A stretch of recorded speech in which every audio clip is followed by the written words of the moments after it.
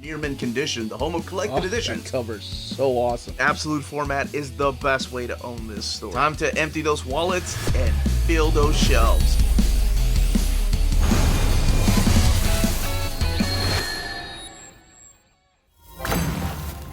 How's it going, all you minties? Uncanny Omar here from Near Mint Condition, the home of collected editions. And join me today for my overview of the Strange Adventures Deluxe Edition Hardcover from DC Comics. So let's go ahead and get started.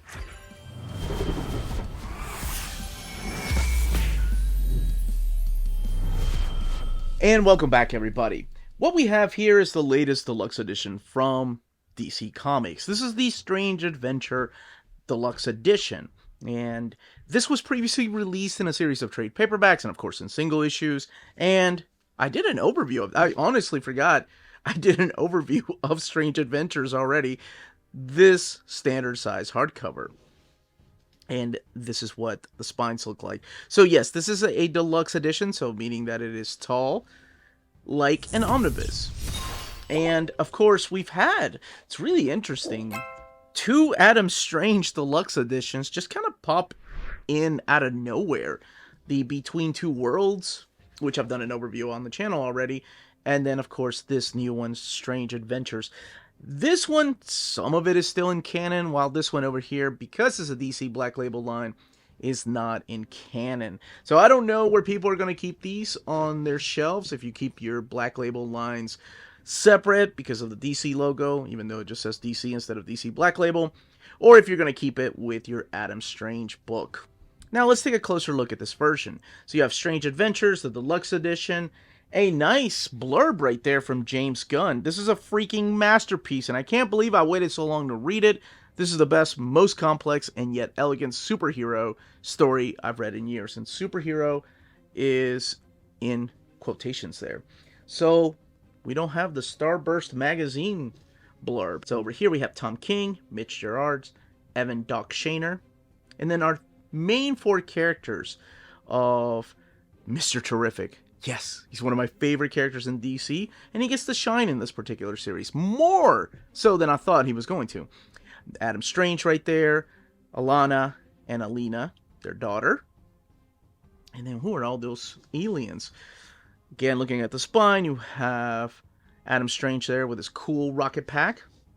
And then the back of the book. The truth is subjective. And that's really what this is about. I don't go back and watch my old videos. So I don't know how much I talked about this. One of the things about this particular dust jacket, though, is that you have this flat area right here, which is mainly Adam Strange, which is a picture you're going to see a lot of in issue number 1 particularly. But everything else is glossy, like the entire dust jacket, with the exception of the logo up here of Strange Adventures, and then him down there. The book retails for $49.99. So Tom King, Mitch Gerads, Evan, Doc Shaner are the three people working on this book. Oh, when I looked underneath the dust jacket, I was like, yes! I think I said it out loud. And here are other praises for Strange Adventure, and then bios on the creators there on the right hand side. This is what they decided to do underneath the dust jacket. A map. I love it. I love when maps are included. I'm a sucker for them, probably because I grew up reading fantasy novels, not just Lord of the Rings, but the Chronicles of Narnia and the Prydain Chronicles, books like that. So I always appreciated a good map, and that's what this is. This is a map of Ran, or Ron, depending on how you want to pronounce it. I've heard it both ways. So we're going to open this book up, and I'll give you the pitch without going into spoilers, and I'll compare it to the hardcover, the standard size hardcover, like what the internal artwork looks like. And of course, take a look at the build. Okay, let's go ahead and crack this book open. Here are your end sheets. There we go. Strange Adventures, and there he is, Adam Strange. Written by Tom King, Mitch Gerads, and Evan Doc Shaner are the artists. And then Clayton Cowles is the letterer. We also did the lettering on the Rorschach book that Tom King worked on. The collection cover artist, and Superman, of course, created by Jerry Siegel and Joe Shuster. with special arrangement with the Jerry Siegel family. They've been doing that for a long time. And you do have an introduction here. This is new. This was not collected in the standard edition cover. This is from Tom King, written in 2023. Just talking about how the idea came about. And then you have this first issue kicking off this book. So collected in here are Strange Adventures 1 through 12. This particular version, Deluxe Edition, has 448 pages. And every issue has a quote, and then an end quote at the end of the first issue, and second issue, and third issue. All 12 issues have a quote. And I'll primarily be talking about the first issue as to what the pitch is. So, here we meet the character of Adam Strange. He's signing books. He's got his biography right next to him. They floated above the ground. And he's having just different people come up to him and meet him at a book signing. And this is, of course, artwork done by Mitch Gerads, who's worked with Tom King in the past. They did that Mr. Miracle story. And then what appears to be the flashbacks, and I'll get a little more into that in a minute, are all drawn by Evan Shaner. Now, I don't want to say just drawn. It seems like both of the artists are coloring their own parts of the story. So it is the same panel, which is a very popular thing for Tom King to do. Hi, I'm Adam. Can I sign a book for you? As he's greeting different people. You know, you have people coming up to him, talking about, oh, this book means so much to me. You're a hero. This young lady right here tells him that she's really happy that he put the story or the part in there about losing his daughter, because she lost a daughter. And we'll talk more a little bit about that here, because there's a couple of mysteries going on. And then you have this gentleman right there. He's just thanking him for his service. And there's just this whole promotion going about this book that has been that he wrote himself, talking about his adventures in Rann and how he was able to save Rann from an alien invasion of this alien race known as the Pict. So people are coming up to him and thanking him, and then even though he's greeting this guy the same way he's greeting everybody else, this guy claims to know the truth about the Picts. He knows what Adam Strange did, and he knows that he is a liar, that he's scum, and that he should not be praised for being a hero, but he should be locked up. Now, keep in mind, this guy plays an important part in the first story, setting everything up. And again, we have two timelines going. We have the story in the past, all drawn by Evan Doc Shaner, and then we have Mitch Gerads drawing the present. And in the past, we see, you know, what kind of abilities he has. He's a guy with a laser gun. And you better get used to reading pew pew, because that happens a lot through this book. And in these flashbacks, you get to learn about his relationship with Alana. Turns out that she was the princess of Rann. As he's teleported there, he meets her, ends up marrying her. And you get to find out that he's transported to Rann and to Earth by these things called the Zeta Beams. And you don't really know when the Zeta Beam is coming, but they did decide to make him the hero of Rann, which I always thought was kind of funny because he looks just like every other warrior in Rann. I don't know what makes this guy so special, but I haven't read any of the Silver Age stuff. I'm very limited to my reading on Adam Strange, you know, from the pages of Swamp Thing to JLA to the book that the hero of two worlds, which is what he is. I guess maybe in the Silver Age he was that definite pulp sci-fi hero that comics were about back then. But anytime I read about him, I always wonder, how did this guy become so special? So again, we keep going back and forth between the past and the present. You get to find out the marital troubles they've been having. And then there's a news broadcast in the present that there has been a murder. And the man that was murdered with his entire head blown away was none other than the guy that was waiting in line, not to get his book signed, but just to yell at Adam Strange, telling him that he's guilty for what he did to the Picts. And autopsy shows that he was murdered by a laser gun, because we are talking about living in the DC universe, and of course they're used to these kind of things happening. So then they stop kind of promoting his book. You know, he actually has a press conference talking about how he wants to talk about what happened. He's innocent. He doesn't believe that these things that are being said about him are real. And he wants to prove his innocence. So what does he do? And again, flashback when he was with his whole family and ran, and to the present day. So what he does is he's starting to hand a gun to probably the smartest man that he knows. He's like, I want you to prove my innocence. I don't care what you do. You can come at me with all you have because I know I didn't do anything wrong. And he's trying to hand it to Batman, member of the Justice League. So Batman's like, no, I'm not going to do that. And it's not a no because I don't feel like doing that. It's more of a, you get the sense that it's more of a no because he doesn't want to find out if he's really guilty or not. Because in a way, Adam Strange is respected by the JLA for being the hero of Ran. And again, through the flashbacks, you get to find out who the Pict are and their invasion of Ran. And one of the other things that Adam Strange brings to the table, why he wants to be found innocent, is because he believes he's being set up. And he believes he's being set up because he knows that the Pict are also coming to Earth. They're coming to invade Earth. Even though he was able to save Ran, and you don't really know when this takes place as far as the flashback, they are now coming to destroy his home planet, where he is currently living with Alana. You see this picture frame right here with blood splattered. Could be the death of innocence. It's all symbolic. We are talking about a Tom King Black Label book. So Batman is not able to help him. Batman does not come to help him out. But who he sends is none other than Michael Holt, one of my favorite freaking characters in the DC universe. And that is, of course, Mr. Terrific. So Mr. Terrific is now in charge of trying to solve who is trying to frame Adam Strange, what really happened in Ran, what happened to the Picts, where is Adam Strange and Alana's daughter. And there's a couple of other mysteries that are in here that are thrown at you. So I think that's all I will say about it. And by the way, I love the way Mitch Gerads draws both Batman and Mr. Terrific. Oh my gosh, they look so good. Oh, they look so good.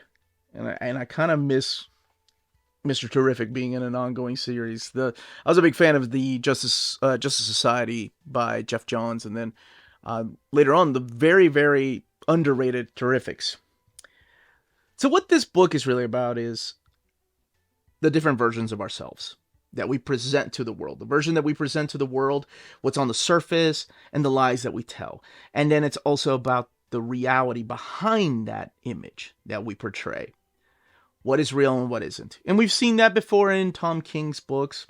If you're familiar with the tropes of Tom King, this has a lot of his tropes. It is done in a different way. I will say that. I love the fact that we're only dealing with two timelines. We're dealing with the present and we're dealing with the past. And then, of course, you got to ask yourself the question, in this book, is he really writing what really happened in Ran? Or is he really lying to everybody to cover his own butt? Because, there are people, certain people that are accusing him of being a liar, that he's no savior.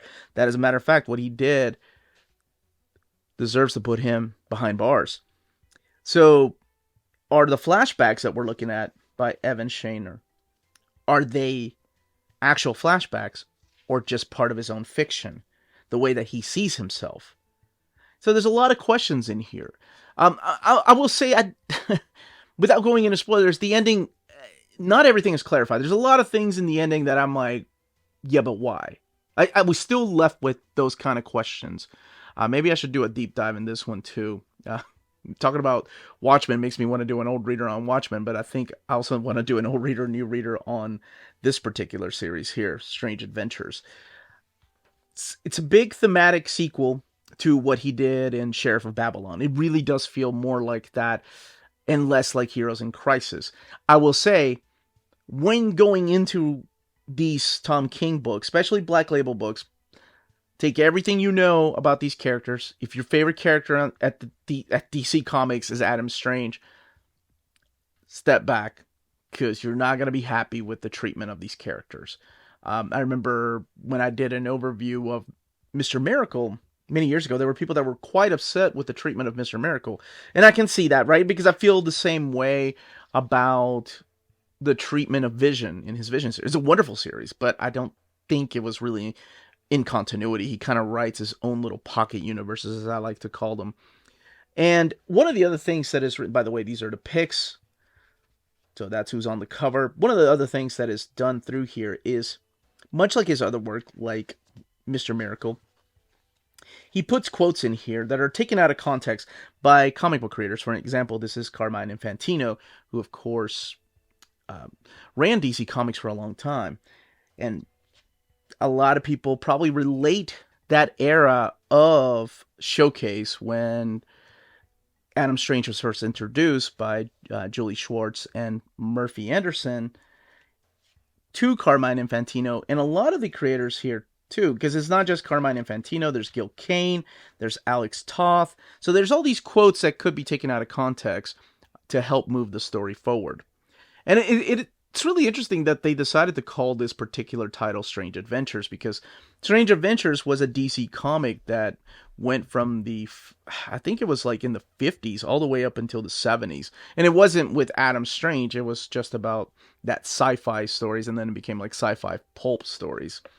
So you're going to be seeing some characters here from the DC universe, like Superman and Batman, and you saw Hawkman there. I'm surprised we don't have a Hawkman type of story yet, or a Hawk World type of story. But really, to me, the shining star of this particular series was Mr. Terrific. And just the way that Tom King writes him, I really think that I would love to see an ongoing series with that particular character. So, if you've read the stuff in the past, if you read Tom King stuff, then you know what to expect here. You know that you're going to have some good with some bad. There's going to be some roller coaster rides in here of ups and downs. You don't know who to trust. You don't know what's real and what's not. And that comes with the territory of reading a Tom King book. And I like that. I like being thrown into a mess. And my way of handling it, though, is just reading it like something in an alternate reality. Almost like an Elseworld story that features these familiar characters that don't necessarily have to stick to a continuity. And that's the best advice I can give anybody going into reading Tom King books, whether it's this one or the Rorschach or, of course, Mr. Miracle, which my wife absolutely loves. You know, guy suffering from PTSD needs the help of a strong female lead. That also happens in here a little bit. Although, Lana isn't as fully fleshed out as Big Barda. Alright, let's look at the extras, and then we'll talk about the build. Of course, censoring that final page, because I don't want to give anything away, and we kick off the extras here with some variant covers. This particular version, by the way, does have 448 pages compared to the standard edition version, which had 376. And that's mainly because they added this right here. The script to issue number 1 with the way the artwork looks before the lettering and before the colors. It's amazing how much of that gray wash there is that he uses through here. But that's really cool. I'm so glad they did this. I love when they add things like this. If you're ever trying to break it into comics, you can see how somebody writes a script. Or if you're trying to be an artist, you take that script and you draw your own pictures. That's the way we used to do it back in the day. Try to see what the differences are in angles. Because, I mean, a lot of these writers these days especially aren't like Alan Moore, right? Whenever you're looking at an Alan Moore script. I remember, I think it was Dave Gibbons saying that Watchmen issue number 1 was 126 pages or something like that. I was like, wow. Because that's how detailed Alan Moore's mind is. Now, not only do you get the script, but you'll also get the variant covers all the way back here, including this one with Evan, Doc Shaner on art, who makes Adam look a lot more heroic, bringing back the glory days, right? Because it is that flashback, as I mentioned, or that possible lie. Then, of course, Mitch Gerads drawing it a lot more grittier, like the present. Back here, you have the different costumes you're going to see throughout the series, and oh my gosh, I didn't realize until I came back here just how many different costumes these characters went through. And the different pict that you're going to be seeing through here. The map, which is also the art on board. And then some internal pages and the bio on the creators and sheets. Alright, let's talk about the binding and then the build, and we'll do a quick comparison. So what we're looking at here is glued binding. And the paper quality is this new paper stock they're using. Not quite glossy, not quite matte, Almost feels like satin. I don't really want to call it semi-gloss. And of course, because it is glued binding, you do have gutter loss through here, through the spread pages. There's not really a lot of spread pages, and some that are kind of spoilerish, so I just came over here to kind of show you the way the book laid over. So you do get some minor gutter loss, but luckily the way that Tom King writes his script, you know, we have a lot of 9-panel grids and a lot of splash pages. Now, what I want to do is do a quick comparison to the standard size hardcover here, mainly to show what the art looks like. Of course, it's going to be bigger because we're looking at a bigger format, but the paper stock that they used in the standard size hardcover, this one here, is this glossy paper stock compared to the satin paper or the semi-gloss. Still don't know what it is. I think it is satin. Maybe a paper expert can show up in my chat. So colors are showing up a little bit different. It's a lot more blue than green over here in the deluxe edition. But let's see how the rest of the book looks. Honestly, that looks about the same. There's more bleed through happening in the standard size hardcover because of the paper stock they're using there. Super sexy time right then there, but obviously censored because we're looking at shadows. We don't know what they're doing. They could be playing cards. Okay. Yeah, colors seem to be actually a little more vibrant in the... Here, let's look at the purple over here. In the standard size hardcover. And that's probably because of the paper stock they're using. Just a little bit more muted over here. But of course the art is a little bit bigger. As you can probably tell. Compared to the standard size hardcover. Let's do another comparison here. The splash page. And then let's just do another Mitch Gerads page right here. Yeah, so it's a little bit bigger, just a little bit more muted, and I mean slightly. But that's it. That, as they say, is that. If you're interested in purchasing this deluxe edition, don't forget to check out our sponsors. If you're in Europe and you're interested in buying these books, definitely check out Walt's Comic Shop in Berlin, Germany. They have the cheapest pre-order prices, flat shipping rate of €12 for all EU countries, emails answered within 24 hours, waltscomicshop.com, and you can use the code Near Mint Condition at checkout and get free shipping for all EU countries with your first order over €40. That's Walt's Comic Shop, your reliable source for omnis and premium collected editions in Europe. Ding! CheapGraphicNovels.com, your online home for graphic novels and collected editions up to 50% off cover price. They have excellent shipping and prompt and helpful service. Check out their bargain deals for up to 90% off cover price. And don't forget that CGN also takes pre-orders. That way you don't miss out on the hottest releases. And they are currently running a special promotion for you Minties. If you're a first-time customer, after receiving your order confirmation email, reply back to that email and let them know Near Mint Condition sent you their way. They will then apply a free shipping promotional credit to your next order in the US. Cheap Graphic Novels, your source for the hottest books with the kind of deep discount, quality shipping, and customer service that will keep you coming back for more. And that was the content, the page count, and build of this deluxe edition. Let me know in the comments down below if you already have this in trade paperbacks, or the standard size hardcover, or if you read it in single issues, or if you're going into this story completely blind. And if you've read it, what you think about this particular story. Where does it rank among the Tom King, what I like to call the Pocket Universes type of stories? If you have any questions, leave them down below. Don't forget to smash that like button on the way out. Everyone stay healthy and safe out there. Much love.